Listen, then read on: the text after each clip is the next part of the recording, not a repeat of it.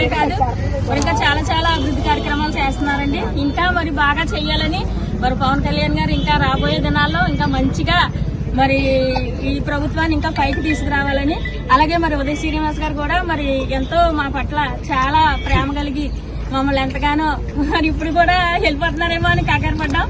మరి మమ్మల్ని ఎంతో మరి అభినందించి మాతో ఫోటో దిగడానికి వచ్చినందుకు ఉదయ శ్రీనివాస్ గారికి వందనాలు చెల్లిస్తున్నాను. అలాగే మరి పవన్ కళ్యాణ్ గారికి కూడా ధన్యవాదాలు చెల్లిస్తున్నాను. మరి సీఎం గారికి కూడా వందనాలు చెల్లిస్తున్నాను.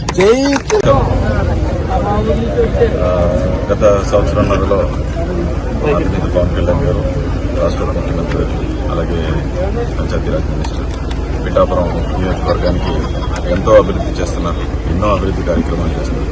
గ్రామాల్లో ఉన్న ప్రతి రోడ్డుని పూర్తి చేయడం, అలాగే డ్రైనేజీని బాగు చేయడం, అండ్ గుడిలు కట్టించడం దగ్గర నుంచి, లేకపోతే బడులు కట్టించడం దగ్గర నుంచి, బ్రిడ్జిలు వేయడం దగ్గర నుంచి, అన్ని విధాలుగా గోకులాలు కట్టించడం దగ్గర నుంచి, నీటి తొట్టులు పెట్టడం దగ్గర నుంచి కనీవిని ఎరుగని రీతిలో పిఠాపురం నియోజకవర్గం అభివృద్ధి చెందుతుంది.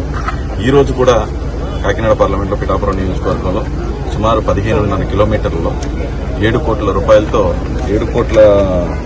రూపాయలతో ఈరోజు మల్లాం, చెందుర్తి, కందరాడ, నాగులపల్లి, దొంతమూరులో రోడ్లు వేయడం జరుగుతుంది. నాబార్డు నుంచి వచ్చిన నిధుల్ని కేంద్రంతో మాట్లాడి అదే పవన్ కళ్యాణ్ గారు అలాగే చెప్పిన పనిని తీసుకురావడంతో సహా ఈరోజు 15.5 కిలోమీటర్లని ఓన్లీ పిఠాపురం నియోజకవర్గంలో 7 కోట్ల రూపాయలతో ఎన్నో ప్రభుత్వాలు అలా చూసి ఇచ్చిన హామీ ఇచ్చి నెరవేర్చకుండా వెళ్ళిపోయిన ప్రభుత్వాలు చూశారు. కానీ ఇచ్చిన హామీని సంవత్సరంన్నరలోనే ఇవన్నీ ఎన్నో సంవత్సరాల నుంచి ఉన్న పూర్తి చేయని వర్క్స్, అసలు పట్టించుకోలేని వర్క్స్ ని, ఎంతో మంది వేలాది మంది ప్రజలకు ఉపయోగపడే వర్క్స్ ని ఈ రోజు శంకుస్థాపన చేయడం, సుమారు 9 to 10 నెలల లోపల ఈ వర్క్స్ అన్ని కంప్లీట్ చేసే విధంగా మేమందరం ఈ రోజు శంకుస్థాపన చేయడం. నేను, కిషోర్ గారు కానివ్వండి, జనసేన నాయకులు, టోటల్ కూటమి నాయకులందరూ కూడా ఈ రోజు టోటల్ 5 వర్క్స్ ని ఈ రోజు శంకుస్థాపన చేశాం.